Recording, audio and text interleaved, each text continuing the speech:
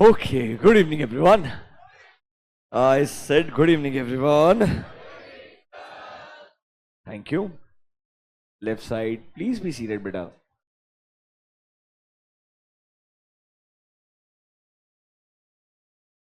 Chalo, can we get started? I think in the first two lectures, okay, enough. In the first two lectures, हमने आपको एक basic introduction दिया था about the subject. Then we talked about meaning of the word management and meaning of the word strategy. कल आपने notice किया होगा we went ahead and discussed two approaches also. One was your proactive approach and the other one was reactive approach.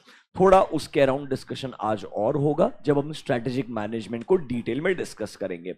आज का simple objective है बेटा that individually we understand what is strategy, individually we also understand what is management. Now together, what is the relevance of the meaning of the word strategic management and actually ये strategic management के क्या major advantages and challenges एक company face करता है वो हम discuss करने के लिए जाएंगे. मतलब आज का पूरा discussion एक तरीके से strategic management word के around रहने वाला है. ये अगेन एक इंपॉर्टेंट एरिया है from exam point of view. Chapter 1 में ना बहुत ज्यादा टॉपिक्स नहीं है, लिमिटेड टॉपिक्स है. उसमें से one of the most important ones आज हम डिस्कस करने के लिए जाएंगे. मैनेजमेंट एंड स्ट्रेटेजी इंडिविजुअली समझने के लिए जरूरी थे, but exam point of view से सिर्फ एक ही चीज ज्यादा इंपॉर्टेंट था, proactive approach and reactive approach. But जो हम आज डिस्कस करने जाएंगे वो मीनिंग से लेकर के हर रिलेवेंट पार्ट जो डिस्कस करेंगे सब कुछ एग्जाम के लिए बहुत इंपॉर्टेंट है एंड आईसीआई को काफी ज्यादा पसंद है वहां पर क्वेश्चन पूछना. So let's get started. Let's start with very basic. What is the meaning of the word strategic management? अगर आपको याद है बच्चों, फर्स्ट डे मैंने आपको कुछ 5 स्टेप्स बताए थे. You can recall that. कुछ ऐसा बताया था, where are we, where we want to be, ऐसा कुछ याद है क्या? मतलब एक company normally strategic management use किन किन स्टेप्स के फॉर्म में करता है आप आज नोटिस करेंगे. आफ्टर 2 लेक्चर्स जब हम स्ट्रेटेजिक मैनेजमेंट का डेफिनेशन लिखेंगे, उसके ऊपर डिस्कशन करेंगे, it will be very close to these 5 steps only. Actually में ग्लोबली स्ट्रेटेजिक मैनेजमेंट मॉडल में, प्रोसेस में ये 5 स्टेप्स को बहुत इंपॉर्टेंट माना जाता है एंड पूरा कॉन्सेप्ट जो है वो इन 5 स्टेप्स के अराउंड बिल्ड किया है. रादर आपका ऑलमोस्ट 80% सब्जेक्ट जो है वो इन 5 स्टेप्स के अराउंड है. It's just that initial phase में आपको ये रियलाइज नहीं होगा. ये धीरे धीरे जब आप इस सब्जेक्ट के अलग अलग चैप्टर्स पढ़ते जाएंगे आपको सही में रियलाइज होगा दैट अल्टीमेटली हम पूरे सब्जेक्ट में इस प्रोसेस का एक पार्ट है. मे बी हम फर्स्ट फेज में रहेंगे, सेकेंड फेज में रहेंगे, थर्ड फेज में रहेंगे. The phase will keep on changing but the process overall will remain same. तो sir what is strategic management? एक ऐसा प्रोसेस है जिससे कंपनीज यूज करते हैं. आई रिपीट, एक ऐसा प्रोसेस है जिसे कंपनीज यूज करते हैं सबसे पहले ये आइडेंटिफाई करने में वेयर आर वी, मतलब अपना एग्जिस्टिंग सिचुएशन को एनालाइज करने में यूज करते हैं. फिर वो लोग कंपनीज डिसाइड करते हैं यहां से हम कहां जाना चाहते हैं, मतलब अपना विजन हो गया, मिशन हो गया, गोल्स एंड ऑब्जेक्टिव्स हो गया, वो सेट किया जाता है. फिर हमारे गोल्स एंड ऑब्जेक्टिव्स अचीव करने के लिए कौन सा स्ट्रैटेजी हमें हेल्प करेगा, वो सही स्ट्रैटेजी को चूज करके स्ट्रैटेजी को क्राफ्ट किया जाता है, डिजाइन किया जाता है. फिर जो सही स्ट्रैटेजी आपने डिजाइन किया है उसे आप इंप्लीमेंट करने के लिए जाएंगे to achieve your goals and objectives. And एक बार जब आपने स्ट्रैटेजी को इंप्लीमेंट किया, 2 चीजें हो सकती है. आपको ये इवैल्यूएट करना पड़ेगा क्या हम हमारे गोल्स एंड ऑब्जेक्टिव्स को अचीव कर पाए, या लेट्स से स्ट्रैटेजी उतना अच्छे से काम नहीं कर पाया जैसा हमने ओरिजिनली सोचा था,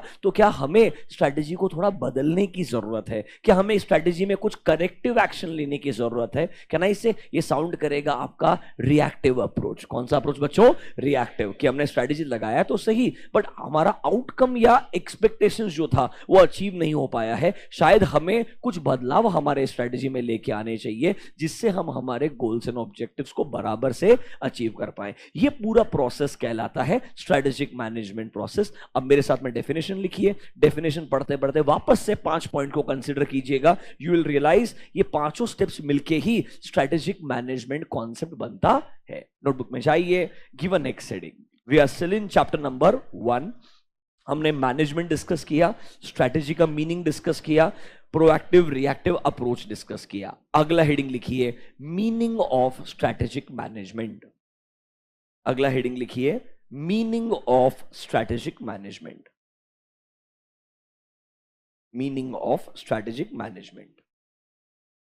under this point number A, meaning of strategic management. Under this point number A, strategic management refers to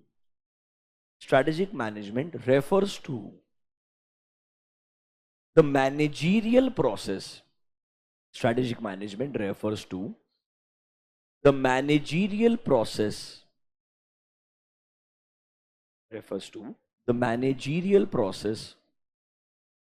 of developing a strategic vision, process of developing a strategic vision, comma, mission, MISSION, comma, mission, comma, setting objectives, vision, comma, mission, comma, setting objectives, comma, crafting a strategy,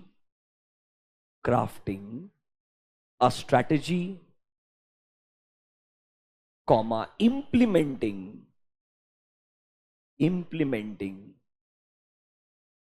and evaluating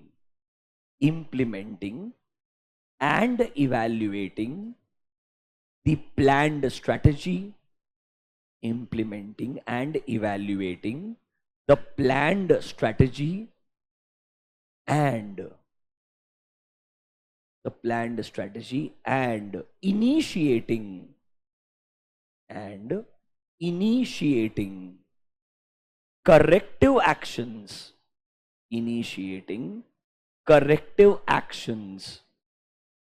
initiating corrective actions wherever deemed appropriate. Corrective actions wherever deemed appropriate.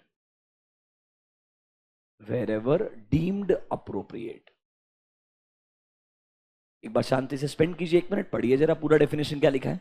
ऐसा एक process में अलग अलग activities लिख रहा है कि आप लोग क्या करेंगे, अपना एक विजन बनाएंगे, मिशन बनाएंगे, ऑब्जेक्टिव्स को सेट करेंगे, सही स्ट्रेटेजी को क्राफ्ट करेंगे, फिर उस स्ट्रेटेजी को इंप्लीमेंट करने के लिए जाएंगे, फिर उस स्ट्रेटेजी को इवैल्यूएट भी करेंगे कि क्या ये स्ट्रेटेजी वैसे ही वर्क कर रही है जैसा हमने सोचा था। फिर सर क्या हमें इनिशिएट करने की जरूरत है कुछ करेक्टिव एक्शन। करेक्टिव एक्शन मतलब है स्ट्रेटेजी इंप्लीमेंट किया, वी बिलीव इसमें कुछ बदलाव लाने का जरूरत है, हमें थोड़ा सा इसको एडजस्ट करने का जरूरत है, जहां हमें लगता है स्ट्रेटेजी उतना अच्छे से काम नहीं कर रहा है जैसा हमारा ओरिजिनल एक्सपेक्टेशन था। ये सब चीजें कलेक्टिवली क्या कहलाती है, स्ट्रेटेजिक मैनेजमेंट। कैन आई से लिटरली वेयर आर वी छोड़ करके बाकी सब लिख दिया।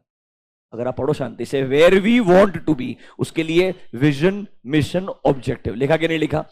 Where we want to be, वहां जाने के लिए आपको कोई स्ट्रेटेजी चूज करके डिजाइन करना पड़ेगा, फिर उस स्ट्रेटेजी को इंप्लीमेंट करना पड़ेगा, फिर उसे इवैल्यूएट करना पड़ेगा कि स्ट्रेटेजी बराबर से वर्क कर रही है या नहीं। वो पूरा प्रोसेस क्या कहलाता है, स्ट्रेटेजिक मैनेजमेंट। एक्चुअली ये डेफिनेशन भी इनकम्प्लीट है, मॉड्यूल में भी ना इन्होंने लास्ट में लिखा है adjustments were deemed appropriate. Actually were की जगह where it is deemed appropriate. जहां जहां आपको लगता है बदलाव लाने की जरूरत है वहीं पर हम क्या लाएंगे, करेक्टिव एक्शंस को इनिशिएट करेंगे। एंड नॉर्मली स्ट्रेटेजिक मैनेजमेंट हर बार शुरू होना चाहिए where we want to be के पहले वेयर आर वी। कहां से शुरू होना चाहिए बच्चों, वेयर आर वी। वो डेफिनेशन में नहीं लिखा है, बट जब आपको स्ट्रेटेजिक मैनेजमेंट पढ़ाना शुरू करेंगे ना तो आपको सबसे पहले डिस्कशन यहीं से होगा। दिख रहा है क्या, वेयर आर वी नाउ। अब एक चीज नोटिस करेंगे, मैंने वेयर आर वी नाउ के नीचे थोड़ा एक्सप्लेनेशन भी दिया है। अगर आप पेज नंबर 1.19 पे आएंगे, come to page number 1.19, read point number 1 मेरे साथ में, just for the purpose of understanding and knowledge, ताकि आपको कोई कंसर्न आगे फेस ना करना पड़े। देखो स्टेज 1 क्या बोलता है, where are we now? Can you see a word situation analysis or strategic analysis? Can you see a word situation? मतलब आप अपना एग्जिस्टिंग सिचुएशन को एनालाइज करो, मतलब आप अपना स्वॉट एनालिसिस लगाओ, basically finding out where you are good and where you are not good. देखो यहां पर हम नॉर्मली हमारे सिचुएशन को एनालाइज करेंगे, मतलब हम लोग खुद पे लगाएंगे SWOT analysis, that is called as स्वॉट एनालिसिस। समझा क्या? थोड़ा समझ में आ रहा है आपको आइडियली? मतलब कहना इसे, इसके बिना एक्चुअली में स्ट्रेटेजिक मैनेजमेंट का शुरुआत ही नहीं होता है। एक बात सोचो ना, if you don't know where you are, how can you decide where you want to be? See, अगर आपको अपना प्रेजेंट नहीं पता होगा तो आप फ्यूचर रियलिस्टिकली कैसे डिफाइन कर पाओगे? तो एक्चुअली में where we want to be define करने से पहले आपको अपना प्रेजेंट सिचुएशन अच्छे से पता होना चाहिए। और जब आपको आगे पूरा सब्जेक्ट पढ़ाएंगे ना, बहुत डिस्कशन होगा इस फर्स्ट पॉइंट के ऊपर ही, that is called as situation analysis. वो बस डेफिनेशन में मिसिंग है as per ICI, but in reality this is always the starting point. Rather अगले चैप्टर में शुरुआत यहीं से होने वाला है, स्वॉट एनालिसिस क्या होता है, फिर वो बताएगा स्वॉट एनालिसिस करने के तरीके अलग अलग क्या होते हैं, फिर वो कुछ मॉडल्स देगा, BCG मॉडल देगा, मैकेंजी मॉडल देगा, वो मॉडल से फायदा क्या होने वाला है, मतलब वो सब कुछ क्या होने वाला है, स्ट्रेटेजिक एनालिसिस और सिचुएशन एनालिसिस। देखो जब आप बहुत ज्यादा कोई चीज को थरली पढ़ते हैं तो ही आपको समझ में आता है कि एक्चुअली में स्टार्टिंग पॉइंट कुछ और था। डेफिनेशन तो ठीक है, उन्होंने जोड़ तोड़ करके बना दी है, तो कुछ नहीं, डेफिनेशन बहुत स्ट्रेट फॉरवर्ड है। 1 मिनट स्पेंड कीजिए, शांति से डेफिनेशन को पढ़िए। मेरे हिसाब से अगर आपको ये 5 पॉइंट याद है ना, तो आपको डेफिनेशन याद करने की जरूरत ही नहीं है। पढ़िए जरा एक बार, क्या बोलता है definition? It is a managerial process. उसमें क्या क्या आ रहा है देखो। सबसे पहले, are you setting a strategic vision, are you coming up with a mission, are you coming up with your goals and objectives. फिर आप अपना एक स्ट्रेटेजी डिजाइन कर रहे हो, क्राफ्ट कर रहे हो। अब जो स्ट्रेटेजी बनाओगे उसे इंप्लीमेंट भी करोगे, बराबर है कि नहीं है? इंप्लीमेंट करने के बाद उसे इवैल्यूएट भी ये तो सिंपल चीज है, plan, execute, evaluate. Plan, execute और इंप्लीमेंट और इवैल्यूएट। और इवैल्यूएट करने का पता चलेगा कहीं तो हम लैक कर रहे होंगे या हमारा स्ट्रैटेजी अच्छा काम कर रहा है। अगर स्ट्रैटेजी बढ़िया काम कर रहा है तो प्रोसेस वहीं खत्म हो जाएगा। अगर स्ट्रैटेजी बराबर काम नहीं कर रहा है तो हमें कुछ बदलाव उसमें लेके आना पड़ेगा। And then we can say, हम श्योर हो जाएंगे कि हमारे गोल्स एंड ऑब्जेक्टिव्स अचीव हुए हैं या नहीं हुए हैं। This process is called as strategic management process. आपको बिल्कुल याद करने का जरूरत नहीं है, सारी चीजें आगे पूरे सिलेबस में कवर होगी। Vision, mission, goals and objectives इसी चैप्टर में आएंगे। इसी चैप्टर का आखिरी पार्ट जो डिस्कशन रहेगा इन 4 वर्ड्स के अराउंड रहेगा। अलग अलग टाइप के स्ट्रेटेजी चैप्टर 3 और 4 के अंदर आने वाले हैं। स्ट्रेटेजी का इंप्लीमेंटेशन चैप्टर 5 के अंदर आने वाला है। चैप्टर 5 में ही इंप्लीमेंट करने के बाद इवैल्यूएशन भी आएगा। मतलब बेसिकली हर स्टेप जो हम पढ़ रहे हैं वो यहां से हमारा पूरा सब्जेक्ट है। लिटरली सब्जेक्ट को उन्होंने समराइज करके सिंगल एक लाइन के अंदर लिख दिया है। Do you understand the meaning of the word strategic management now? Are you comfortable with this? आगे बढ़े क्या? अब वो एग्जाम में आपसे जब क्वेश्चन पूछेगा तो सिर्फ एक डेफिनेशन उसका काम चलने वाला नहीं है। Write down point number 2, objectives. Meaning के अंदर ही पहला पॉइंट था ये। Write down point number 2, objectives of strategic management. Under meaning ही पहला डेफिनेशन था, point number 2, objectives of strategic management. बढ़िया 2 ऑब्जेक्टिव लिखे हुए हैं। ऑनेस्टली ऑब्जेक्टिव्स बहुत सारे होते हैं, इन्होंने एक बेसिक इंट्रोडक्शन के फॉर्म में 2 ऑब्जेक्टिव लिखे हैं। दोनों बहुत बढ़िया है। Here me out carefully. एक ऐसा वर्ड है जो यहां से आगे एक बहुत इंपॉर्टेंट वोकेबलरी का पार्ट बन जाएगा जब भी स्ट्रेटेजिक मैनेजमेंट कॉन्सेप्ट डिस्कस करेंगे। शायद आप में से कुछ बच्चों ने सुना भी होगा। The word is called as competitive advantage. Have you heard this word? Competitive advantage मतलब एडवांटेज अगेंस्ट योर कॉम्पिटिटर और edge against your competitor, that is called as competitive advantage। बच्चों कॉम्पिटिटिव एडवांटेज क्या होता है? I will explain you, don't worry. बहुत detail में आगे chapter के अंदर आने वाला है, जहां पे कॉम्पिटिटिव एडवांटेज समझने से पहले कोर कॉम्पिटेंसी समझना चाहिए, उसके लिए रिसोर्सेस कैपेबिलिटी समझना चाहिए। मतलब पूरा थीसिस जो है कॉम्पिटिटिव एडवांटेज के अराउंड वो आपके सिलेबस में लिख के दिया है। 2 बहुत famous great researchers, one is called as C.K. Prahlad and the other name is Gary Hamel. One is Indian, the other one was Australian if I'm not wrong। दोनों साथ में एक प्रोफेसर थे एक ऑर्गेनाइजेशन में, एक यूनिवर्सिटी में। उन्होंने बहुत सालों तक अपना काम किया एंड देन दे अराइव्ड कि एक्चुअली में कोर कॉम्पिटेंसी क्या होता है एंड कॉम्पिटिटिव एडवांटेज क्या होता है। Let's take one example. Probably आपको थोड़ा बेसिक तरीके से समझाता हूं, डिटेल्ड का डिस्कशन आगे होने वाला है। Here me out. Let's say एक इंडस्ट्री है, इस इंडस्ट्री में दो प्लेयर्स हैं, A and B. There can be multiple players, but we are comparing only two. We are comparing only two. There are other players also. ये सबसे strongest players में से एक है. अगर मैं बोलता हूं A and B अगर सिमिलर प्रोडक्ट बना के बेच रहे हैं, क्या कर रहे हैं, सिमिलर प्रोडक्ट बना के बेच रहे हैं, दोनों का टारगेट मार्केट भी कॉमन है. टारगेट मार्केट भी क्या है, कॉमन है. प्रोडक्ट्स सिमिलर हैं, टारगेट मार्केट कॉमन है, इसीलिए हम उन दोनों को कंपेयर कर रहे हैं. इसीलिए हम उन दोनों को क्या कर रहे हैं, कंपेयर. अगर प्रोडक्ट सेम नहीं होता, कंपैरिजन कैसे करते हैं. टारगेट मार्केट अलग अलग होता, व्हाई वुड यू कंपेयर. सोचो ना, will you compare Jio with Facebook? No. The business model and the target market, some of them can be common, but overall दोनों का काम करने का तरीका अलग अलग है. अरे बराबर है कि नहीं है. हम मानते हैं दोनों टेक साइड में काम कर रहे हैं, बट टेक भी बहुत ओपन एंडेड होता है यार. मतलब यू ऑल कैन नॉट से Infosys and Facebook is same. अरे दे नॉट सेम, राइट. दोनों टेक के अंदर है, बट एक टेक को आपको इंप्लीमेंट करने में हेल्प कर रहा है, दूसरा टेक को आपको as a user directly use करने के लिए दे रहा है. इन्फोसिस का प्रोडक्ट हम लोग यूज नहीं करते हैं, बट फेसबुक के प्रोडक्ट्स को हम यूज करते हैं. You understanding this? So you can not really compare them. तो इसीलिए कभी भी जब कंपैरिजन करना होगा तो पहले सोचना, क्या ये एक कॉमन इंडस्ट्री से बिलोंग करते हैं, इनके products and services truly comparable है या नहीं है, कस्टमर बेस कॉमन है या नहीं है, तब जाके बिजनेसेस का लॉजिकल कंपैरिजन होता है. अगर वो कंप्लीटली लॉजिकली कंपेयर नहीं किए जा सकते तो उनके सिर्फ वैल्यूएशंस कंपेयर किए जाएंगे. क्या कंपेयर किए जाएंगे? वो आपने सुना होगा फाइनेंशियल मैनेजमेंट में आपको वैल्यूएशन करना सिखाएंगे. अब obviously valuations will also change from industry to industry, person to person, investor to investor. हर किसी का थॉट प्रोसेस अलग अलग होता है. अभी के लिए अज्यूम करते हैं दो कंपनीज है sir, A and B, similar industry में है, सिमिलर प्रोडक्ट में है. अगर मैं बोलता हूं रेवेन्यू टर्म्स के अंदर A stands at 1000 crore, B stands at 10,000 crore. The profitability, let's call this as net profitability for A is around 50%, मतलब 500 करोड़ के आसपास है, एंड इनका profitability somewhere around 7%, somewhere around 7. समझा क्या मेरा बात? सिमिलर बिजनेस है, 1000 करोड़ के रेवेन्यू पे, दूसरा 10,000 करोड़ के रेवेन्यू पे है. एक का मार्जिन 50% है, एक का मार्जिन 7-8% के आसपास है approximately. Which one is doing better? Is A doing better और बी डूइंग बेटर? वापस से 1000 करोड़ का रेवेन्यू, 10,000 शेयर का revenue, they are working at a 50% margin, they are working at a 7 to 8% margin. कौन बेटर साउंड कर रहा है यहां पे? ए साउंड्स बेटर और B sounds better? How many you think A sounds better? Because margins are nice. How many you think B sounds better? Revenue 10,000, 10 times है. Revenue is 10 times, right? B has a revenue 10 times of A. बराबर है कि नहीं? Margin छोड़ो, revenue तो 10 गुना है कि नहीं है? मतलब हो सकता है ना ज्योग्राफिकल प्रेजेंस भी स्ट्रांग हो. अरे बराबर है कि नहीं है?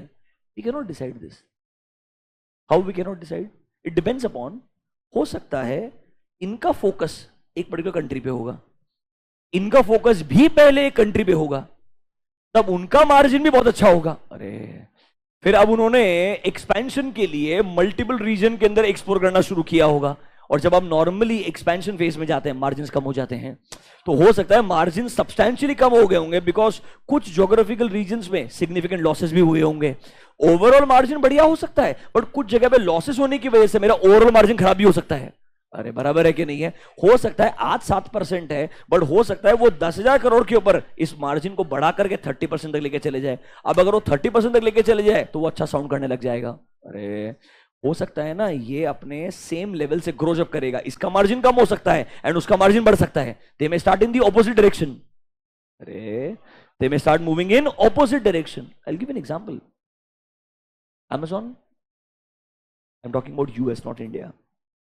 They're very happy with their online business, but they're not happy with their physical business, because physical store, do the Amazon have physical stores? Not in India, but in US they. Why do they have it? मतलब originally जब वो आए business के अंदर, don't you think they came for online business only? The model itself was to sell product online. बराबर है कि नहीं है? Now why are they moving from online to offline? Because a company like Walmart is still not losing market share.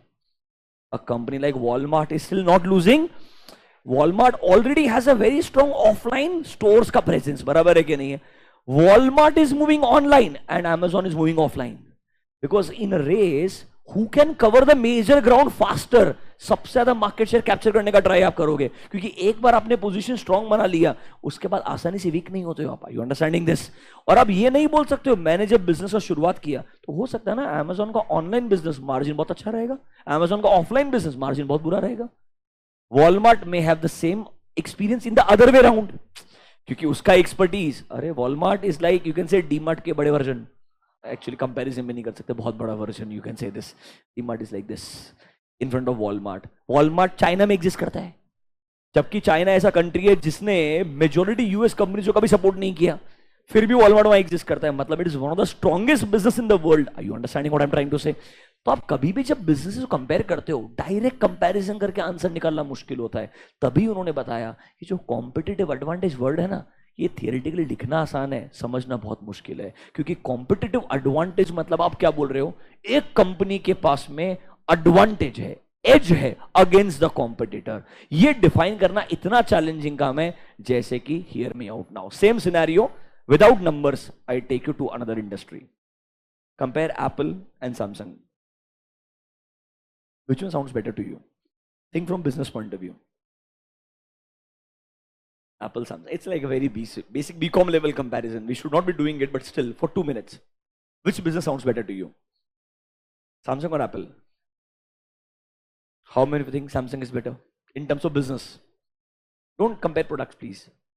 Don't become technical comparison. अपन करने वाले लोग नहीं है यहाँ पे. Samsung is a better business.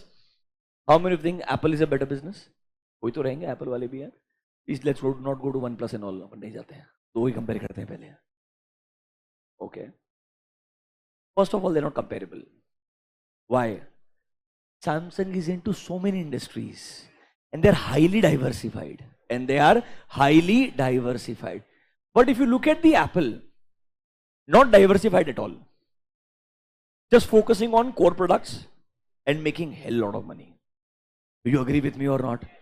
तो वैसे देखोगे तो एक पॉइंट ऑफ व्यू से एप्पल अच्छा साउंड करेगा और एक पॉइंट ऑफ व्यू से सैमसंग अच्छा साउंड करेगा, पर उल्टा सोचो, शायद सैमसंग को डाइवर्सिफाई करना पड़ा क्योंकि कुछ बिजनेसेस कभी इतने पावरफुल हुए ही नहीं जितना एप्पल के लिए हो गए. Think about it, if my certain businesses would have been doing so much better और मेरे लिए बहुत पैसा कमा रहे होते, मैं डाइवर्सिफिकेशन शायद करता ही नहीं, right? Think like this. Samsung started as a grocery store. वहां से वो इलेक्ट्रॉनिक्स में गया, शिप बिल्डिंग में गया, आर्म्स एंड एम्यूनिशन में गया, इंश्योरेंस सेक्टर में गया, थीम पार्क बनाए. Samsung is into so many businesses because वो एक तरीके से एक इकोनॉमी को ड्राइव करता है. किसको ड्राइव करता है? एक इकोनॉमी. कौन सा? साउथ कोरिया का इकोनॉमी को.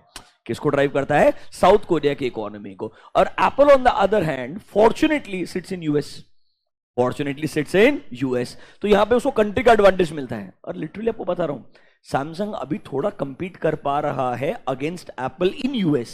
आई रिपीट, सैमसंग अभी थोड़ा कंपीट कर पा रहा है against apple in US, not outside US. I am talking about in US, because US के अंदर एप्पल का ऑलमोस्ट मोनोपोली जैसा सिचुएशन है आज भी. If you really ask me, yes there are lot of strong players आज वो exist करते हैं, बट अदरवाइज एप्पल का इतना स्ट्रॉन्ग मोनोपोली एग्जिस्ट करता है. दे बिलीव हमने वहां के लोगों का जिंदगी जीने का जो मैकेनिज्म है वो एप्पल ने बना के दिया है. When they get up they start with their watch, whatever they do in life there is a Apple product which connects them. तो उन्होंने ऐसा इकोसिस्टम बेच के रखा है एंड उन्होंने इतना प्रोडक्ट डंप करके रखा है एप्पल का यूएस के अंदर कि लोग आसानी से दूसरे ब्रांड के ऊपर मूव ही नहीं कर सकते. Just imagine OnePlus and all never went to US and started advertising. उनको लगा हम एप्पल का मोनोपोली को ब्रेक ही नहीं कर सकता है, तो जितना पैसा यूएस में एडवर्टाइजिंग के लिए खर्च करेंगे उतने में तो इंडिया कैप्चर कर लेंगे.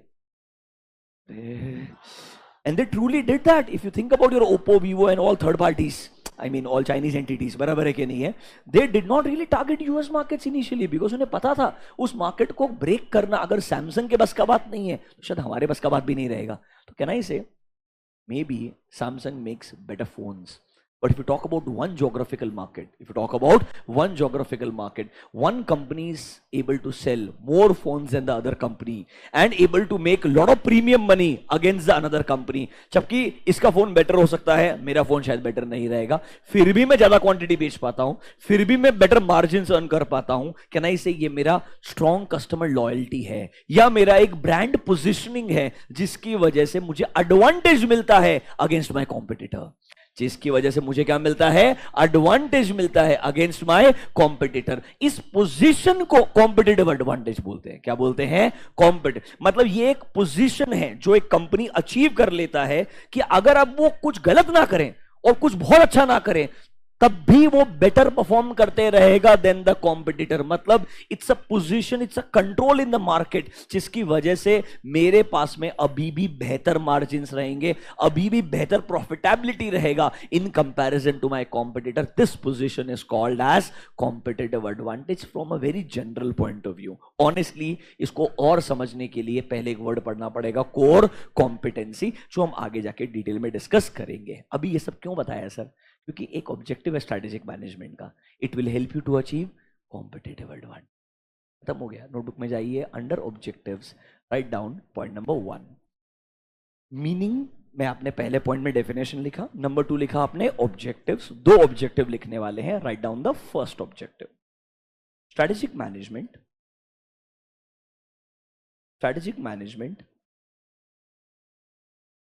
Can be used to create Strategic management can be used to create competitive advantage. Can be used to create competitive advantage for the organization. Competitive advantage for the organization so that competitive advantage for the organization so that organization is able to outperform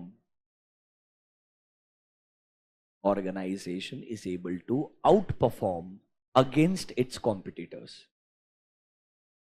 Organization is able to outperform against its competitors.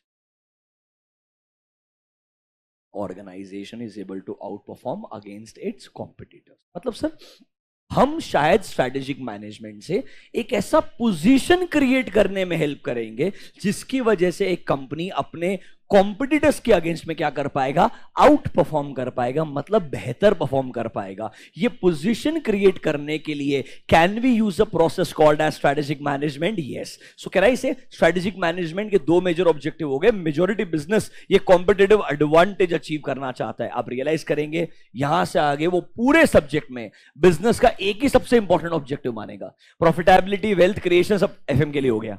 यहां वो एक ही objective बोलेगा, you want to achieve competitive advantage. क्या अचीव करना है? Competitive. Because if you have an advantage against your competitor, you will survive for a lot of years. And if you survive for a lot of years, you will end up making a lot of wealth any which ways. So wealth बोलने का जरूरत ही नहीं है. अगर मैं धंधे में सबको बीट कर पाएगा, कंसिस्टेंटली बिजनेस रन कर पाएगा, तो इवेंचुअली आप प्रॉफिटेबिलिटी, वेल्थ सब क्रिएट कर ही लेगा. इस competitive advantage word little bit clear to you? Yes और नो? अब सेकंड वाला पॉइंट आप पढ़िए जरा खुद से मेरे साथ में, फिर डिस्कशन करेंगे, फिर लिखेंगे. आपने शायद स्कूल में, ओसीएम में, बिजनेस स्टडीज में कहीं ना कहीं सुना होगा, बिजनेस एनवायरनमेंट इज डायनेमिक. अरे यस और no? Business environment keeps on changing, it is never constant. Yes और नो? तो स्ट्रैटेजिक मैनेजमेंट हेल्प करेगा कि भाई एनवायरनमेंट में बदलाव आ सकते हैं, तो बिजनेस कैसे कोप अप करेगा इन चेंजेस के साथ में जो एनवायरनमेंट में आ सकते हैं. Because strategic management will force you कि आप वापस से सोचिए आज आप किधर अच्छा गए, किधर बुरा परफॉर्म कर रहे हैं. एक बात बोलता हूं, कभी आपने खुद के ऊपर स्वॉट एनालिसिस लगाया है? और छोड़ दो, SW किया है क्या? सिर्फ स्ट्रेंथ वीकनेस स्कूल लेवल पे किया होगा, मेरे को ऐसा लगता है. Be honest, how many of you ever thought कि what are my strengths, what are my weaknesses? Be honest. Okay, now did you actually work on that? सिर्फ आपने डिफाइन किया फिर आप छोड़ दिया होगा, I am sure. Like very few people actually act on it. तो क्या होता है? फॉर एग्जाम्पल, क्या तुमने सीए चूज करने से पहले अपना स्ट्रेंथ वीकनेस ढूंढा था? अच्छा, मैं नहीं पूछना चाहता, but how did you guys choose this course? हो गया क्या बस ऐसे? आगे कहीं से तो या मेडिकल कॉलेज नहीं मिला तो इसलिए इधर आ गया। अच्छा, और कोई कोई ऐसा मतलब कोई रैशनल आदमी से सोचा मेरे को ये करना है, प्लान बनाया, पाथ बनाया? हाँ, एक सेकंड एक सेकंड, अरे मेरे को जस्ट 1 मिनट, अरे I will come back and finish, don't worry. हाँ,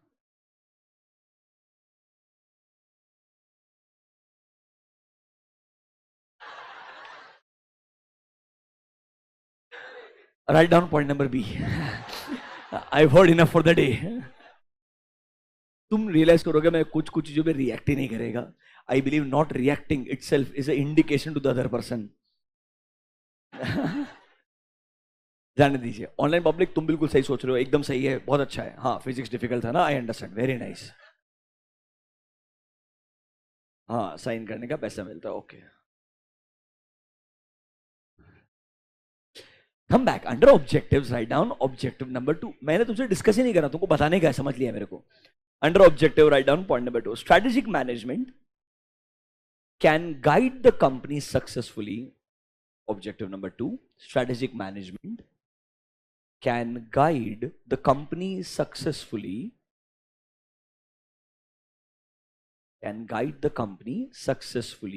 through all the changes,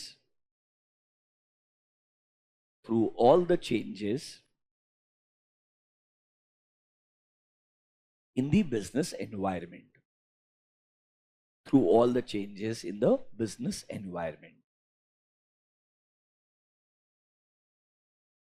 मतलब सब बिजनेस एनवायरनमेंट डायनेमिक है, बदलाव आते जाएंगे। अगर आप जेन्युइनली चाहते हो as a business, we are able to adapt ourselves properly with these changes and we are able to make the best out of these changes। obviously changes her bar threat नहीं होते, changes हर बार opportunity नहीं होती, but आपको पता होना चाहिए कब उन चेंजेस में से अपॉर्चुनिटीज को आइडेंटिफाई करके एक्सप्लॉइट किया जाए एंड थ्रेट से अपने आप को बचा के रखा जाए। अगर strategic management as a process आपको इसमें हेल्प कर सकता है तो एज अ बिजनेस आपको काफी फायदा होगा। इसीलिए बोलते हैं स्ट्रेटेजिक मैनेजमेंट का एक ऑब्जेक्टिव है, एक और तरीका है जिससे वो बिजनेस को हेल्प करता है, वो बिजनेस को नेविगेट करने में हेल्प करेगा even though business environment is dynamic. ये दो सिंपल से ऑब्जेक्टिव्स उन्होंने लिख के दिए हैं। You spend 2 minutes, read the meaning once again, read both the objectives once again. मेरे हिसाब से अगर आप कीवर्ड्स ढूंढ लें, ढंग से समझ लें, तो आप आराम से लिख पाएंगे। Spend 2 minutes, revise this, we will go next.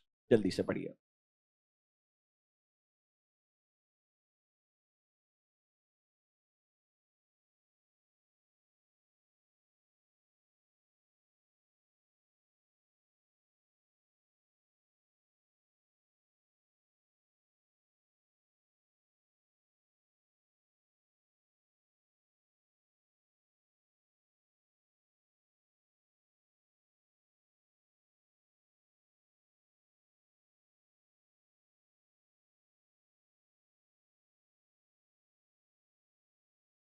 जाने दो।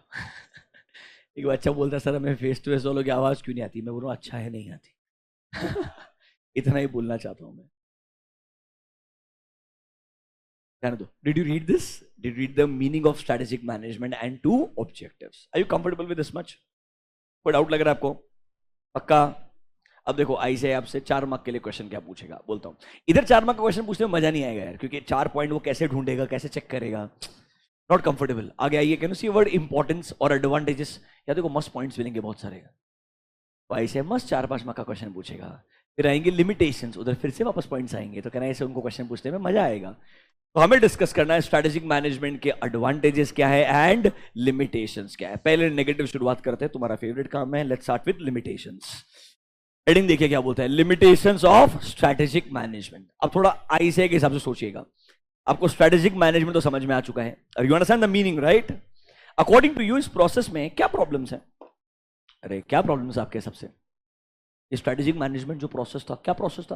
Where we want to be, vision, mission, strategy, choicing, choosing a strategy, implementing, evaluating. इस प्रोसेस में प्रॉब्लम क्या है? टाइम लग जाएगा। ऐसा फ्यूचर के बारे में, और फ्यूचर की कोई गारंटी नहीं है, ऐसा है ना? हाँ। ओके, और कुछ? क्या होगा? इफेक्टिव होगा कि नहीं, फायदा होगा कि नहीं होगा सर नहीं पता, ट्रायल एंड एरर मेथड जैसे साउंड कर रहे हैं। अच्छा, तुम लोग को मजाक लग रहा है कंसल्टिंग, ट्रायल एंड एरर बोलते हो। Anyone else? कोई डिसएडवांटेजेस, लिमिटेशंस? नेगेटिव सोचने का कुछ तो सोचो। Not always right, can be costly, very nice. तुम भी बोलो कुछ तो। अरे लिमिटेशन सोचने का, हाँ। Business environment is dynamic, it will keep on changing, तो ऑब्वियसली हम आज अप्लाई करेंगे बट एनवायरनमेंट तो बदल सकता है। हाँ, अनसर्टेनिटी, अरे वही डायनेमिज्म, आगे बढ़ो। कुछ और बचता है क्या तुम्हारे पास में?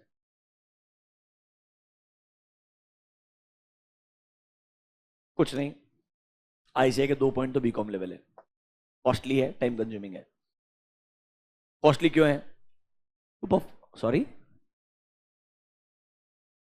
Strategic management is never foolproof. What is foolproof? नहीं, what in life is foolproof? Can you just tell me, can you give me an example कि ये चीज फुल प्रूफ होती है? एक एक एक एक अरे रुक जाओ 1 मिनट। हाँ,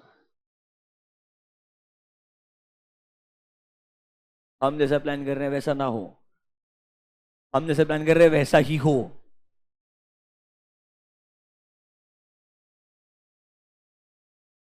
अरे फिर से अनसर्टेनिटी पे आ गया। अरे वो हम डिस्कस कर चुके हैं 5 बार। तेरे को वही बोलने का है, बस अलग शब्द में बोलने का है। तू मुझे उल्टा बता, ऐसा क्या होता लाइफ में जो फुल प्रूफ है?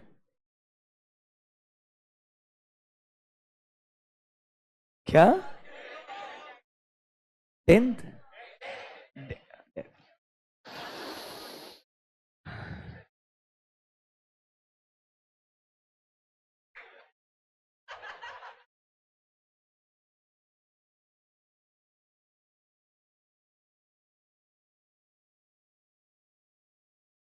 गलत मत समझना, अच्छा हुआ, चलो जान दो। हाँ,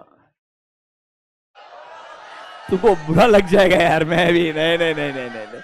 एक तो वैसे भी शाम को 6:30 तक बिठा रहा हूं, ऊपर से बोलते बेइज्जती भी करता है। अच्छा, एक सेकेंड। हाँ,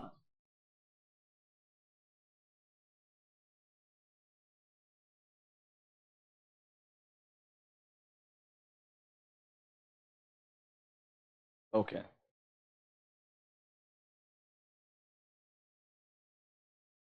it's difficult to predict what your competitor is thinking. Okay, या।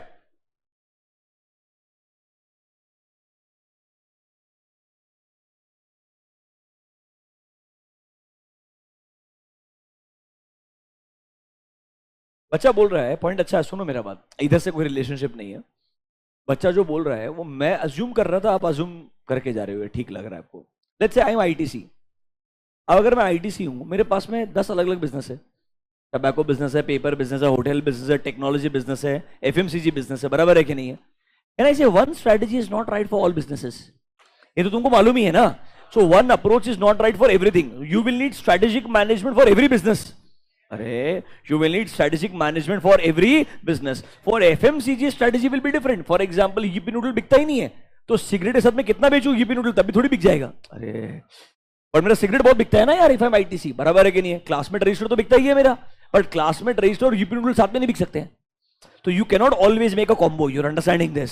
सो इन अ बिजनेस हो सकता है कोई प्रोडक्ट बढ़िया चल रहा होगा, उसके लिए स्ट्रेटेजिक मैनेजमेंट डेफिनेटली अलग रहेगा। जो ऑब्वियसली बढ़िया नहीं चल रहा है उसके लिए अप्रोच अलग रहेगा। तो ये लिमिटेशन नहीं है, ये तो रादर स्ट्रेटेजिक मैनेजमेंट का कॉन्सेप्ट ही है, that it can not be applied as it is to the entire company, it should be applied as it is for one business, for one sector. तो ये limitation नहीं है बेटा। कुछ नहीं यार, सिंपल से 4 पॉइंट लिख के दिया आईसीआई ने, पहले 2 तो यूजलेस ही है।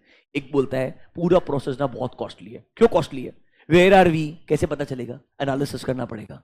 Where we want to be requires thinking, अरे सही स्ट्रेटेजी को चूज करना, इंप्लीमेंट करना, उसे इवेल्युएट करना, it's a very costly process. You need to hire experts, you need to hire consultants, and hiring consultant is a costly process as well as time consuming process, as well as time consuming. अब sir costly तो इसलिए क्योंकि आपको बाहर के लोगों का help लेना पड़ेगा, टाइम कंज्यूमिंग इसलिए बोला जाता है क्योंकि आपका कोर बिजनेस है प्रोडक्ट बनाना। तो मेरे को एवरीडे बेसिस पे आके ये प्रोडक्ट तो बनाना ही है, साथ साथ में आप बोलते हो मुझे ये भी सोचना है इस प्रोडक्ट को बेहतर कैसे बनाएं, इस प्रोडक्ट को बेहतर मार्केटिंग कैसे करें। तो आप जब मुझे एक्सपेक्ट कर रहे हो कि ये काम तो करना ही है, इसके साथ साथ में ऐसे एडिशनल स्टेप्स भी लेने हैं जिससे हमारा बिजनेस इंप्रूव भी हो जाए, तो ये expectation is over and beyond our normal working environment. तो इसीलिए ये एक एडिशनल टाइम कंजम्पशन माना जाता है, थोड़ा एक एडिशनल चैलेंज माना जाता है। क्या होता है बच्चों, अभी आपको ऐसा लग रहा है, बट रियलिटी में when you join a company there is some expectation from you and they give you a designation and they tell you कि आपको ये काम करना है, बराबर है कि नहीं है।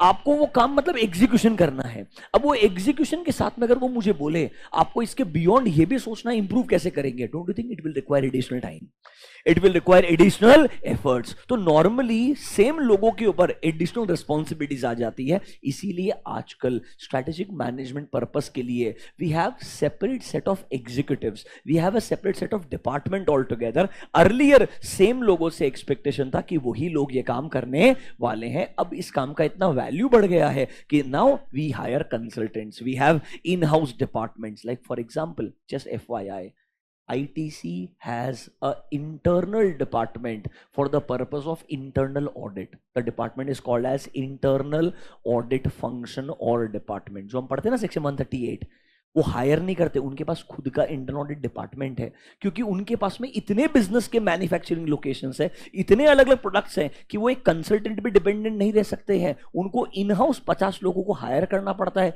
क्योंकि उनके पास इतने बिजनेसेस एग्जिस्ट करते हैं। Are you understanding my point?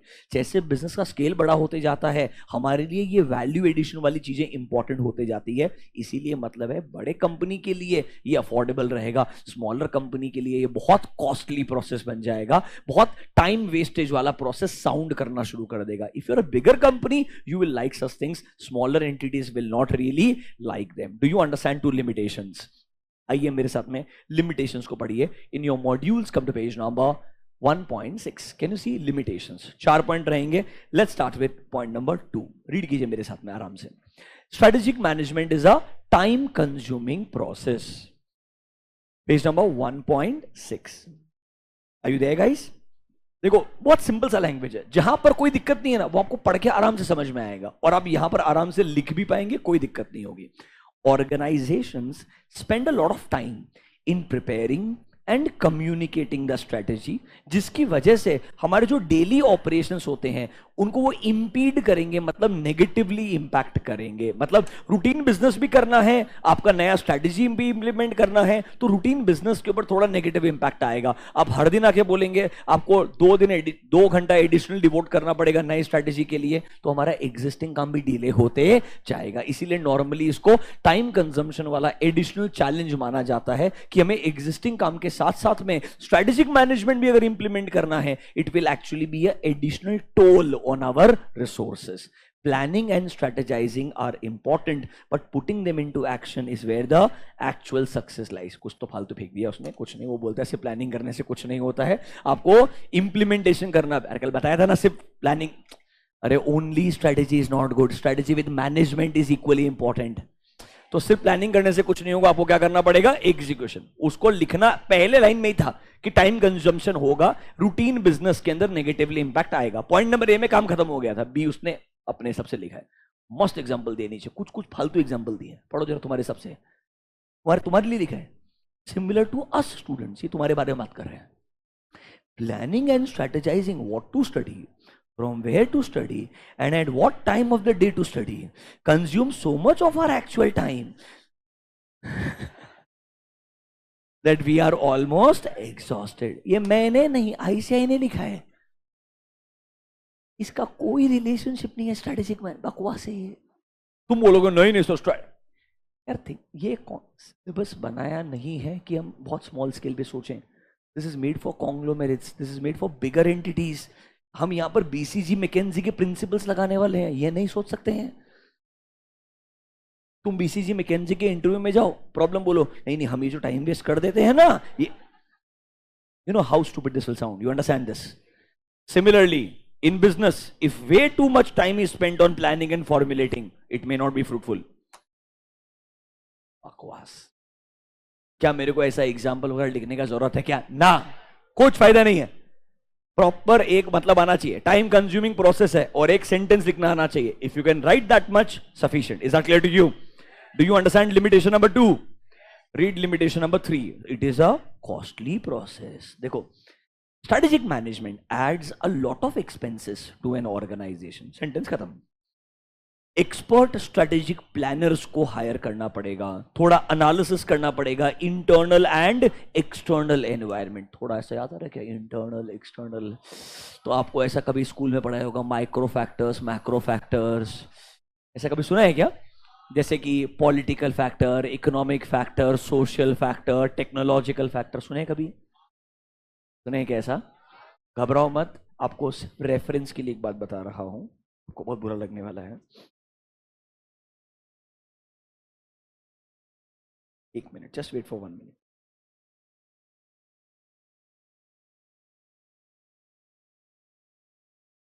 अगर कुछ बच्चों ने थोड़ा बहुत बीसीके पढ़ा होगा तो वहां पे एक चैप्टर था, चैप्टर नंबर 2। आपको बताओ मैं क्या हुआ आपके साथ में? सुनो, सबसे पहले ये चैप्टर स्ट्रेटेजिक मैनेजमेंट था इंटर में, उसको वहां से हटाया, उसको बीसीके में ऐड किया। बीसीके चैप्टर नंबर 2, फिर बीसीके डिलीट किया, तो वो चैप्टर को फिर से स्ट्रेटेजिक मैनेजमेंट लिखा है। अरे बात समझ में आया है क्या? मतलब आपका डबल बेनिफिट है। आपको वापस से पेस्टल एनालिसिस पढ़ना पड़ेगा, वापस से micro demographic, socio cultural, economic, political, legal, technological, pastel analysis. दिख रहा है कैसा? सुना है क्या आपने? पेस्टल मैट्रिक्स अगर आपने सुना है तो this is ICAI for you. मतलब brilliant new syllabus, you are understanding this? जो इंटर का था वो फाउंडेशन, फाउंडेशन से फिर इंटर, इंटर से इकोनॉमिक्स फॉर फाइनेंस, फाउंडेशन, अगली बार फिर इंटर। ऐसा मेरे को नहीं लगता है। This is never stopping. अच्छा, ये शुरुआत आज नहीं हुआ है, ये मेरे साथ तो हमेशा से होता है। वाई? एक ओरिजिनली फाइनल में सब्जेक्ट था आईटी के ऊपर, इसका सबसे पहले फाइनल में सब्जेक्ट था, वो खत्म किया, सबको लगा इसका गया, एज इट इज EIS बन के इंटरमीडिएट में आ गया। उन्होंने क्या किया, ओरिजिनली इंटर का आईटी जो था उसमें 2 चैप्टर थे, फाइनल के इसका में 4 चैप्टर थे, उनको उठाया, इंटर में ऐड कर दिया। उधर से डिलीट, उनको लगा सब्जेक्ट गया, गया नहीं, नीचे आ गया। समझा क्या मेरा बात? फिर अब उन्होंने EIS को डिलीट किया, तो कुछ पार्ट थोड़ा सा ऑडिट को दे दिया। थोड़ा पार्ट किसको दे दिया? और थोड़ा पार्ट जब तुमको सरप्राइज पता चलेगा 1.5 साल के बाद में, CA फाइनल में जब आप FR पढ़ने के लिए जाओगे, फाइनेंशियल रिपोर्टिंग, तो उधर भी क्लाउड कंप्यूटिंग आ जाएगा। मतलब जो EIS था वो FR में चले गया at CA final level. FR is financial reporting. अरे समझ में आया क्या? क्या ऐसा होते रहता है? यस। इसके लिए बस आपको हर लेवल का सिलेबस पता होना चाहिए, तो पता चलता है बस, और कोई डिफरेंस नहीं है। ध्यान दीजिए, कोई फर्क नहीं पड़ता। हमें क्या पढ़ना है? Strategic management is a costly process. Strategic management is a costly process. Let's read. Oh very tough. आ जाओ आ जाओ सर। बहुत सारे एक्सपेंसेस ऐड हो जाएगा। We need to hire lot of experts, क्योंकि उसको इंटरनल एक्सटर्नल फैक्टर्स को क्या करना पड़ेगा? एनालाइज करना पड़ेगा। और देखो, this can be really costly for those organization जिनके पास में क्या है? लिमिटेड रिसोर्सेज हैं। They talking specifically about small and medium enterprises. बड़े कंपनीज के लिए कोई फर्क नहीं पड़ेगा, स्मॉलर बिजनेसेस के लिए strategic management can sound to be a very costly process. Do you understand these 2 points? Same last में वही चीज रिपीट करेगा। It will require experts and experts are costly. Okay, therefore ज्यादा पैसा खर्च करना पड़ेगा for the purpose of strategic man. पर ठीक लग रहा है क्या? अरे ठीक लग रहा है क्या? नोटबुक में जाइए, write down next heading. Notebook में जाइए, राइट डाउन नेक्स्ट हेडिंग। हमने आज लिखा मीनिंग ऑफ स्ट्रेटेजिक मैनेजमेंट, उस पर 2 पॉइंट खत्म हो चुके हैं। अगला हेडिंग लिखिए, लिमिटेशंस ऑफ स्ट्रैटेजिक मैनेजमेंट। एक बात बोल रहा हूं, एसएम में जब भी लगे लैंग्वेज बहुत आसान है, एकदम टाइम पास है, बहुत आराम से समझ में आ रहा है, that is where according to me तुम थोड़ा कॉन्सेंट्रेशन वीक करना शुरू करोगे और आईसीआई को उधर ही परेशान करने में मजा आएगा। आपको मैं इसके ऊपर भी क्वेश्चन दिखाऊंगा कैसे वो आपको परेशान कर सकता है, स्ट्रेट फॉरवर्ड क्वेश्चन के अंदर भी। इसीलिए जितना आसान लगे फिर भी चुपचाप पढ़ते जाने का, फिर भी चुपचाप लिखते जाने का। तुम एक बात सोचो ना, इजी सब्जेक्ट है, तुमको क्यों ही लिखवाना चाहिए? ऑलरेडी मॉड्यूल का समरी मैंने लिख करके दिया है। Why should I make you write again? So that you at least get some comfort how do I write in the paper.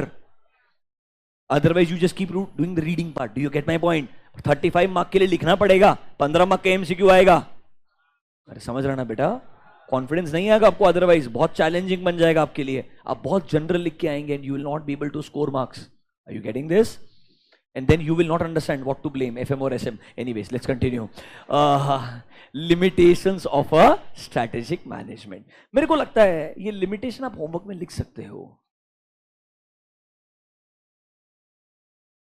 ऐसा लग रहा है मेरे को। ऐसा लैंग्वेज बहुत आसान है यार, ये आसान है यार। लिमिटेशन होमवर्क में लिख सकते। अरे कल छुट्टी है तुमको, संडे वैसे भी। अरे कल का होमवर्क मतलब एक होमवर्क क्वेश्चन दिया है यार, लिमिटेशन तो लिख सकते हो यार। Under limitations point number A, strategic management is a time consuming process.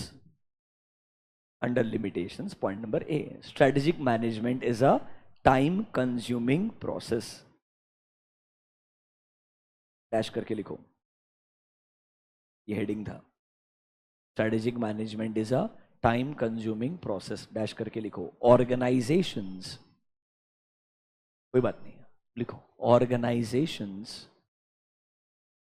Need to spend a lot of time, organizations need to spend a lot of time in planning, organizations need to spend a lot of time in planning and communicating, in planning and communicating new strategies, planning and communicating new strategies, comma, this may impact negatively, this may impact negatively to the entity's routine business operations, negatively to the entity's routine business operations, may impact negatively to the entity's routine business operations। कुछ नहीं, ये बोल रहा है आपको time ज्यादा लगेगा नए स्ट्रेटजीज को प्लान करके कम्युनिकेट करने में। इस वजह से आपके जो डे टू डे बेसिस के रूटीन ट्रांजैक्शंस है, काम करने के ऑपरेशंस है, उनको शायद क्या इंपैक्ट आएगा? नेगेटिव इंपैक्ट आएगा। इसीलिए ये एक लिमिटेशन है कि स्ट्रेटेजिक मैनेजमेंट लगाना हर कोई चाहता है, बट एक्चुअली में एग्जिस्टिंग जो काम है हमारे डे टू डे बेसिस पे, उनको शायद इंपैक्ट आ जाएगा। Forget about strategic management. I will be honest with you, when you go to a client place for your statutory audit, they don't like you. You know why? The reason being, उसको बोलता है मेरे को जब higher किया था, I am part of a purchase department. I was not hired for the purpose of auditor. I was hired to work or do my job in purchase department. And in my day-to-day job, suddenly एक दिन auditor आता है, बोलता है मेरे को evidence check करने का काम। तो एविडेंसेस मांगने के लिए परचेस डिपार्टमेंट जाना पड़ेगा कि नहीं जाना पड़ेगा? तो आप लोगों से इंक्वायरी करोगे कि नहीं करोगे? वो बोलता है मेरे को हायर तुझे आंसर क्लियर करने के थोड़ी किया था, मुझे हायर तो अपना काम करने के लिए किया था। People do not even like to respond to auditor. Strategic management तो एक एडिशनल काम करना हो गया बिजनेस को इंप्रूव करने के लिए, इसके लिए तो और एडिशनल एफर्ट लगेगा। ऑडिटर को रिप्लाई करने में तो दिमाग ही नहीं लगाना है, उसको बोलना है वो इनवॉइस मांगने वाला है, मैं निकाल के दे देगा। वो क्वेश्चन पूछेगा, मेरे को पता है उसका आंसर देने का है। बट ये भी माना जाता है कि आप मेरे रूटीन नेचर के काम को इंपैक्ट कर रहे हो, क्योंकि प्रॉब्लम पता है क्या होता है? इसके लिए उन्हें कोई एक्स्ट्रा वर्किंग आवर्स का पैसा नहीं मिलता है, इसके लिए उन्हें ये फायदा नहीं मिलता है कि चलो आज ऑडिटर के साथ आप 2 घंटे बैठे थे तो आपने अगर आपका दिन का काम नहीं किया तो चल जाएगा, आपको अपना डेली रूटीन जो है वो तो फुलफिल करना ही पड़ेगा। आपसे एक्सपेक्टेशन बढ़ते जाते हैं, कम नहीं होते हैं। तो एक्चुअली में sounds very simple, but in reality additional responsibility same लोगों को देना is a very challenging aspect, and बहुत सारे लोग शायद इसको एक्सेप्ट नहीं कर पाते हैं और इसीलिए ऑर्गेनाइजेशन को छोड़ भी देते हैं। ये काफी कॉमन प्रॉब्लम है। रादर बच्चों, जब आप भी एंटर करोगे, एक वर्ड होता है अट्रीशन रेट। क्या वर्ड होता है? Attrition rate is a rate at which people leave an organisation. मतलब अगर हम बोलते हैं कंपनी का अट्रीशन रेट ज्यादा है, मतलब यहां पे बहुत कम लोग टिकते हैं, बहुत जल्दी लोग एग्जिट कर जाते हैं। बहुत जल्दी लोग क्या कर जाते हैं? Exit. Attrition rate is very very high. हमने 99.7% ऑफ योर 5 बिलियन, याद आ रहा है क्या? S&P 500 याद है क्या आपको? हमने कल आपको ऑडिट में बताया था that the audit fees component is more than $5 billion. You remember that? And 99.5 or 7% is being earned by only 4 firms. These 4 firms have the highest attrition. Those 4 firms have the highest attrition. मतलब वो 4 firm में सबसे कम time तक लोग टिकते हैं, बहुत जल्दी एग्जिट कर जाते हैं। You know why? Because there is a constant deadline pressure. आपको लाइफ बहुत आसान लग रहा है, मैं आपको रियलिटी बता रहा हूं। जितना ज्यादा अगर आपको एक ऑर्गेनाइजेशन से पैसा मिल रहा है, आपसे एक्सपेक्टेशन उतना ही ज्यादा बढ़ते जाएगा। मतलब ऐसा मान के चलिए, the more amount of money is hitting in your bank account, आपकी responsibility in general, if you are in the, you can say employment sector, मतलब you are not the business owner. Business owner का जिंदगी भी आसान नहीं होता है honestly speaking, but still if you are let's say working in a organisation with a important responsibility, they will give you good amount of money, but at the same time आपसे जो expectations वो बहुत ज्यादा बढ़ते जाएंगे। इतने ज्यादा कि नॉर्मली अजम्पशन है कि आपकी जो कैपेबिलिटी है उससे ज्यादा आपसे एक्सपेक्टेशन होगा। कभी भी आपके कैपेबिलिटी से नीचे एक्सपेक्टेशन नहीं होता, it is always more, so you always under perform. I repeat, so you always underperform. So you are under a constant stress कि actually मेरे से जो expectation है वो तो मैं meet ही नहीं कर पाएगा। You understanding this? And this will be a constant reminder. बहुत rarely ऐसा होता है because the world has become very very competitive, very very competitive. Just imagine वो 4 फर्म को 99% मार्केट से रिटेन करने के लिए कितना एफर्ट डालना पड़ता होगा। बहुत आसान है बोलना that they have a 99% market share in S&P 500. You know what I'm talking about, right? But वो रिटेन करने के लिए कितना एफर्ट लेना पड़ता होगा उनको। जैसे अपने बीच में, according to me, by the end of 2024, Deloitte will be the first company in the world. I'm talking about the accounting and financial services world, जिसने रियलाइज कर लिया है ऐसा बहुत सारा नया जनरेशन का लोग है, वो बोलता है मेरे को टारगेट ही नहीं चाहिए लाइफ में। मतलब if I don't get promoted in every 2 year I am fine, if I don't get promoted in every 2 year I am fine. तुम नहीं हो उस ब्रीड का, मैं जानता हूं, बट एक्चुअली में ऐसा बहुत सारा लोग है इन यंगर जनरेशन जो बोलता है you give me decent amount of money but you give me more time to live. I repeat, you don't give me lot of increment but you give me more number of hours every day for myself. So I will not work for 15 hours, 18 hours. You're understanding my point. I'll work for only 8 to 10 hours. You give me less money, I'm fine with this. पहली बार companies एक नया रास्ता बना रहे हैं। आज तक कैसा होता है? It works like this. आपने एक पाथ ज्वाइन किया। Let's say you are an assistant manager. After this you become a manager. After this you become a senior manager. बराबर है कि नहीं? फिर you become a assistant director. Then you become a partner. ये process होता है।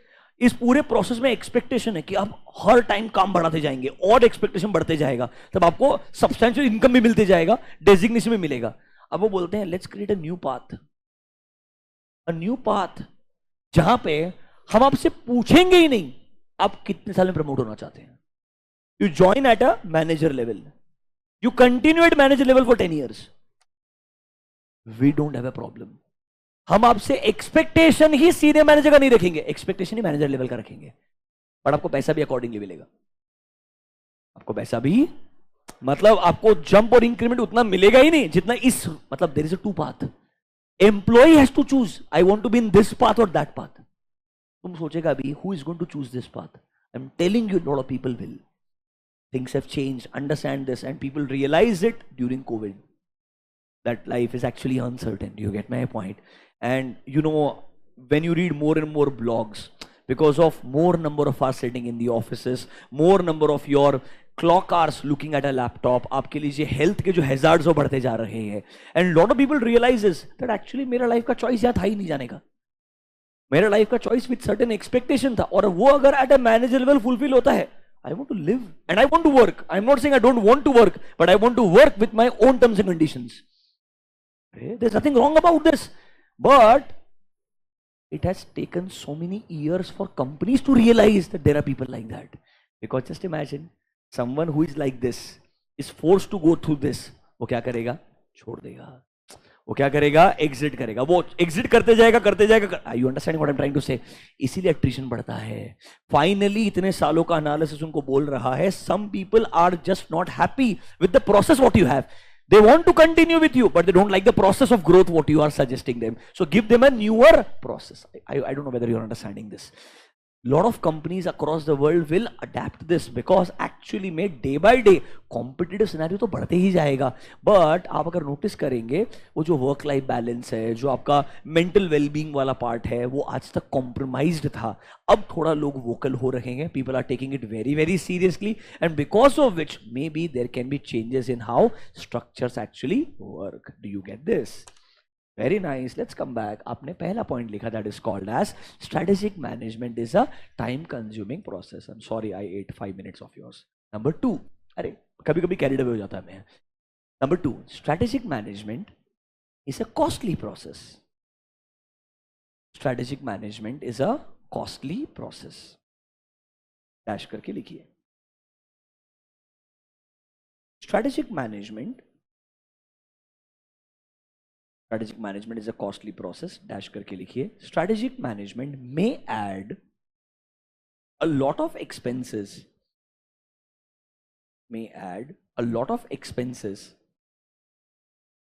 For the organization.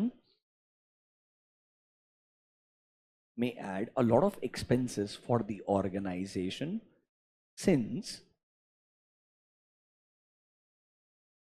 they need to engage or hire. Since they need to engage or hire experts for the purpose of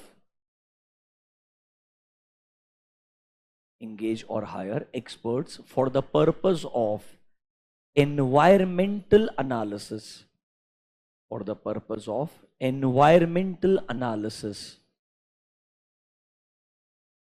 And designing and implementing new strategies.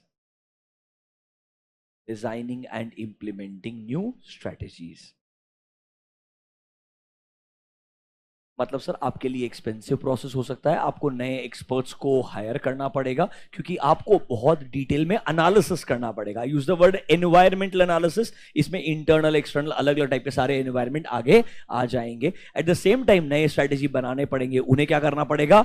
Implement करना पड़ेगा. ये सब चीजें काफी costly हो सकती है. Full stop. कंटिन्यू करना. Therefore small and medium enterprises.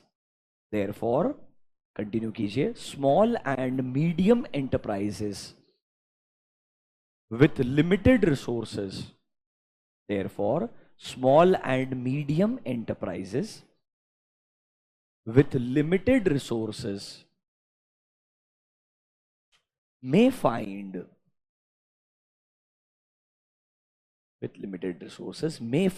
strategic management very costly.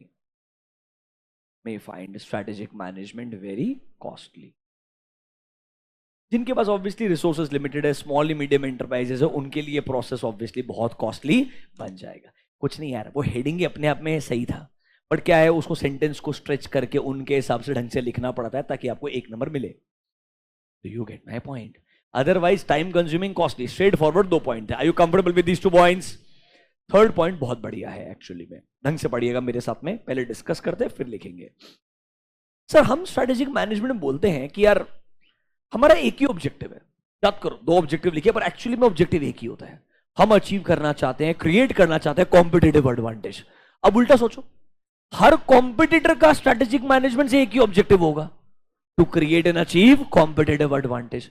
तो आपने एनवायरमेंट में बदलाव देखते हुए एक नया स्ट्रेटेजी लगाया, पर आप एक चीज परफेक्टली प्रिडिक्ट नहीं कर सकते हो। आप एनवायरमेंट को फोरकास्ट कर सकते हो, कस्टमर्स का थॉट प्रोसेस स्टडी कर सकते हो, बट एक चीज को एक्चुअली प्रिडिक्ट करना बहुत मुश्किल है, वो होता है आपके कॉम्पिटिटर का रिस्पॉन्स। वो होता है आपके कॉम्पिटिटर का response. Don't you think mister Ambani would have thought after Jio Vodafone idea will not exist? He maybe would have thought कि वोडाफोन will exit, बराबर है कि नहीं है, and idea will also exit, मतलब वो कंटिन्यू करेंगे नहीं, सिर्फ 2 जिंदा बचेगा, बराबर है कि नहीं है। बट फिर भी वोडाफोन आइडिया सर्वाइव हो गया ना, बराबर है कि नहीं? अभी भी मतलब स्ट्रगल कर रहा है, बट सर्वाइव हो गया कि नहीं हो गया? यू नो क्यों हुआ survive? Because government was under pressure. If Vodafone Idea wouldn't have survived, the mistake of government would have come out in public, because you allowing Jio to exploit the market was actually wrong. And उससे अगर 2 entities खत्म हो जाती और एक almost clear 2 ही player बचता market के अंदर, और अगर फिर एक्सप्लॉइटेशन शुरू होता तो बहुत गाली पड़ता। तो गवर्नमेंट ने वोडाफोन आइडिया को गन रख करके बोला you have to survive, literal terms के अंदर। इफ यू आस्क मी, उन्होंने क्या किया, डेट कंपोनेंट जो चार्जेस थे उनको इक्विटी में कन्वर्ट कर दिए। मतलब इनडायरेक्टली जिसकी वजह से धंधा खत्म होने वाला था, उन्हें कंपल्सरी बोला you have to continue. Are you understanding? उनका मर्जर अप्रूव कर दिया इमीडिएटली। मतलब हर तरीके से अब ऐसा लग रहा है government wants to support them. उल्टा सोचो ना, ये हुआ ही किस वजह से?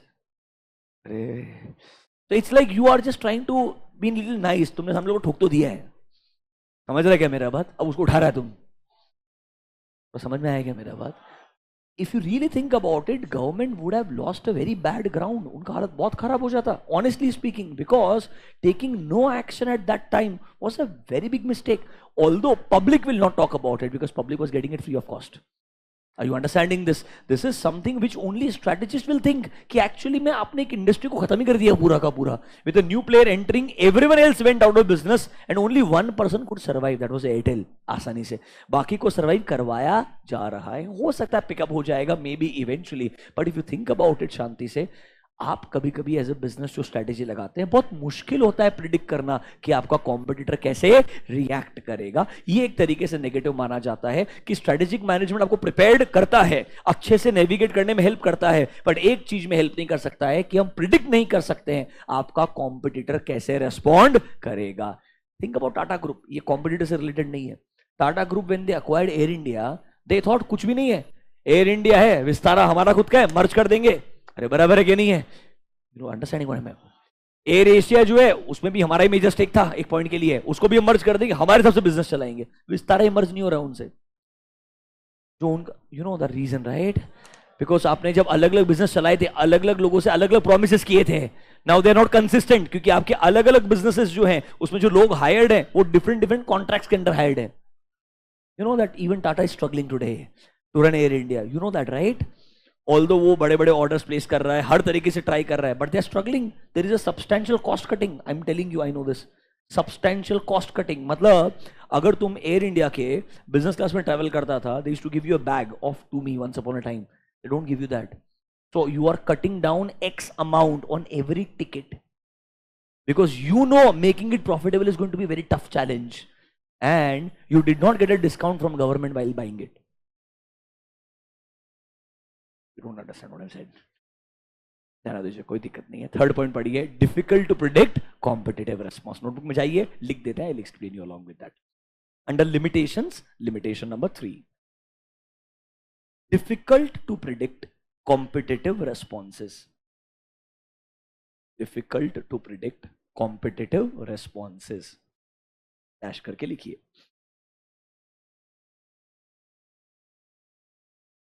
In a competitive world, dash करके लिखिए. In a competitive world, all organizations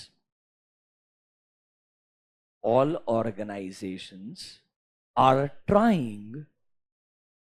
Competitive world, all organizations are trying to move strategically are trying to move strategically. Therefore, trying to move strategically. Therefore, it is difficult to estimate. Therefore, it is difficult to estimate competitors' response. Difficult to estimate competitors' response to your business strategies.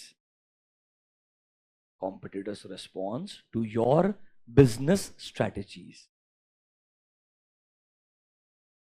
मतलब आपके हर business strategy के लिए competitor कैसे respond करेगा ये predict करना क्या है, बहुत मुश्किल है, चैलेंजिंग है। बिकॉज आज कोई भी business trial and error method पे नहीं चल रहा है। हर बिजनेस बहुत सोच समझ के स्ट्रेटेजिकली मूव कर रहा है। चाहे वो बिजनेस स्ट्रगल कर रहा है तब भी सोच रहा है कि एक्चुअली में हमने सर्वाइव किससे करने का ट्राई करना चाहिए। Every business is thinking strategically. So you can not think कि आपका स्ट्रेटेजी बेस्ट रहेगा, बाकी लोग कोई दिमाग लगाने वाला नहीं है। एक बार आपने स्ट्रेटेजी लगाया ये तो वर्क करना ही है, because competitors will not react. In reality it does not work like this. In reality your competitors are bound to react. The problem is you don't know how they will react. That is why it becomes a limitation of strategic management. Do you understand 3 limitations? Write down number 4, the last one. ये time pass है. Number D is about environment. Environment is highly complex. Environment is highly complex and turbulent. And turbulent. Highly complex and turbulent. Have you heard the word turbulence? Basically आप flight में भी जब travel कर रहे हो बोलते turbulence है, मतलब इट इज नॉट एक्सपेक्टेड। जैसे हम सोच रहे थे स्मूथ फ्लाइट नहीं आ रहा है, अरे बराबर है कि नहीं है? सिमिलर है, एनवायरनमेंट जो है डायनेमिक है, बदलाव आते जाएगा। It's a very complex scenario. You can not always expect कि हर बार चीजें वैसी ही होगी जैसे हमने सोची थी। Think about it. If you are FII, if you are FII in India, you know FII, right? Foreign institution investors, बराबर है क्या नहीं है? 6 months back 400 par. You're understanding my point? You were heavily invested in India. Do you get? फिर धीरे धीरे आपने थोड़े से नंबर्स पढ़ने शुरू किए तो आपको थोड़ा डर लगना शुरू हुआ, तो आपने थोड़ा थोड़ा बेचना शुरू किया। आपने बेचना शुरू किया, इधर के लोगों ने और खरीदना शुरू कर दिया। I am talking about Indian stock market. There was a time before Covid ऐसा बोलते थे FIIs will give a clear direction कि मार्केट किधर जाएगा। If FII is buying, market is bullish. If FII is selling, market is bearish. Exactly opposite हो गया आज। मतलब after Covid FIIs are always miserably wrong. लोग ऐसा उल्टा बोलते हैं, if FIIs are selling, you should buy. If they are buying, we should sell. मतलब जस्ट इमेजिन हम दुनिया के best of the best investors के अगेंस्ट जा रहे हैं, best of the best investors के अगेंस्ट जा रहे हैं। And trust me, just starting. Have you heard of meme stocks in US? पढ़ा है क्या आप लोगों ने? एक नेटफ्लिक्स पर फाइनल डॉक्यूमेंट्री भी आया था ऑन दिस गेम स्टॉप। देखा है आप लोगों ने? How many of you are aware of the GameStop scenario? क्या हुआ था? Okay, but do you know what happened in that? कुछ नहीं। Reddit is a platform. Reddit is a platform like Quora होता है ना, वैसे US में एक फेमस प्लेटफॉर्म है, इट्स कॉल्ड इज Reddit। एक सेट ऑफ पीपल साथ में आए एक हेज फंड का बजाने के लिए। तो बेसिकली स्मॉल स्टॉक्स को इतना क्वांटिटी में बाई किया, इतना क्वांटिटी में बाई किया जिस स्टॉक के अगेंस्ट में एक बड़े हेज फंड का ऑपोजिट पोजीशन था। Understanding my point? ताकि उसका लॉसेस बढ़ना शुरू हो, बढ़ना नहीं, उसका बैंक अकाउंट खाली हो जाए। This is extreme. You can expect something like this, such irrational behavior from Indian market in the coming 5 to 10 years. Because now more and more people are confident about putting the money in the stock market. Which stock does not matter. Money should go to the stock market. Do you get my point? And people still buy with the mindset, idea is cheap because it is 13 rupees. It is 16 मेरे बोलते बोलते हैं। In general last कुछ दिनों में 16 चले गए हैं, but in general because it is 16 per share, it is cheap. You can buy 1000 shares. I hope you're understanding this. So this kind of mentality still prevails, by the way. It still prevails, and normally जब market थोड़ा mature होने जाता है ऐसा quantity और बढ़ते जाता है। इसका मतलब है कुछ स्टॉक्स बहुत पागल होते हैं एंड कुछ स्टॉक्स बहुत पागल जैसे गिरते भी हैं। Like it become extreme behavior in general. This may not happen in RIL. I'm just hopeful. Like जो settled business होते हैं उनमें आसानी से नहीं होता because उनका value बहुत ज़्यादा होता है. मतलब सर कोई भी बिजनेस एनवायरनमेंट आप ये एक्सपेक्ट नहीं कर सकते will work like a smooth line. There are going to be changes because of which strategic management कभी भी 100% ये बदलाव को प्रिडिक्ट नहीं कर पाएगा कि एनवायरनमेंट में क्या चेंज आए और वो हर बार सही हो, ये जरूरी नहीं है. तो नोटबुक में जाइए, write down last point. Business environment is highly complex and turbulent. Dash करके लिखिए. ड्यू टू डायनामिज्म, आपने हेडिंग लिख लिया था ना ऑलरेडी, डैश करके लिखिए. Due to dynamism involved in business environment. Dynamic word, dynamism involved in business environment. It is difficult for an organisation. Dynamism involved in business environment. It is difficult, dynamism involved in business environment. It is difficult for an organization to predict how exactly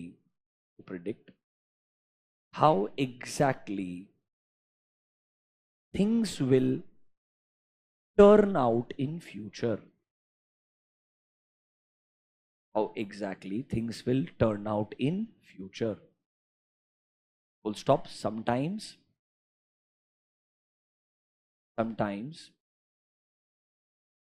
an entity's business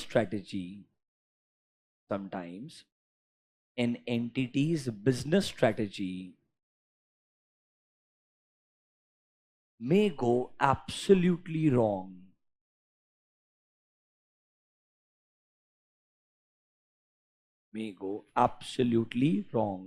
if environment takes an unexpected turn. Absolutely wrong if environment takes an unexpected turn. ये example funny है. कुछ नहीं, environment कभी कभी ऐसा बदल सकता है कि आपका स्ट्रेटेजी परफेक्टली गलत हो सकता है बिकॉज एनवायरनमेंट को प्रिडिक्ट करना आसान नहीं है. Do you want to read the example? ऐसा का एग्जाम्पल पढ़ो ना यार. 2-wheeler electric vehicle brands counted on the strategic benefit that they would have because of the huge push from government. क्योंकि गवर्नमेंट ईवी को बहुत बढ़िया से पुश कर रहा है लास्ट 4-5 साल से. बराबर है कि नहीं है? 3.5 साल बोलूंगा मैं, 4-5 साल नहीं बोलूंगा.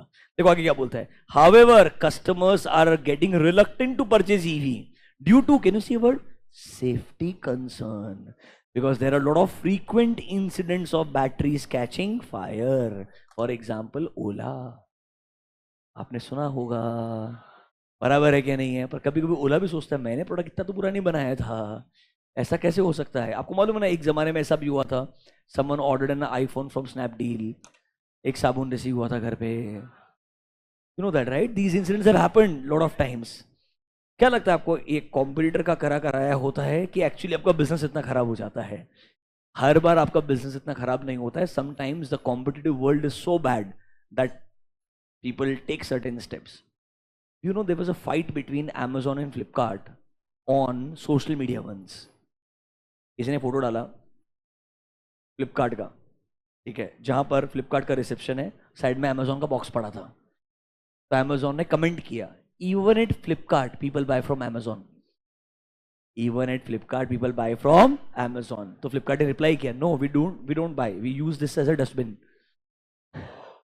तो मतलब अब सोचो, फ्लिपकार्ट अमेजॉन जैसा एंटिटी होने के बावजूद भी इस लेवल तक जाकर के लड़ाई कर सकता है, क्योंकि it is not Flipkart Amazon, it's the employees. You know, please understand this. The CEO is not thinking about every post what they are putting. He hired some people who take it very, you know, to the heart. वो सोचता है ना, troll शुरुआत में करेगा, फिर अगला वाला सोचता खत्म में करेगा. You know, all the South Indian movie, whatever. You understand what I mean to say. तो बिजनेस के साथ में ऐसा होता है. एक बार आया था, I think you ordered from Swiggy, it was delivered by Dunzo. You know that right? मतलब आपने खाना ऑर्डर किया स्विगी से, जिसने डिलीवरी करना चाहिए था उसने डंजो को हायर किया तेरे को डिलीवर देने के लिए. You understand this? तो I am just trying to say ये नॉर्मली बिजनेसेस में होते रहता है, आप परफेक्टली प्रिडिक्ट कभी भी नहीं कर सकते हैं. Do you understand the limitations of strategic management? We're done with the meaning, we're done with the objectives, we're done with the limitations. I hope you guys have a great Sunday. Enjoy. I'll see you on Monday. Bye bye. Enjoy. एक बात भूलने का नहीं, घर पे जाके रोज जितना लिख रहे हो पढ़ के आने का है. पक्का? Okay, bye. Thank you, online students. Enjoy.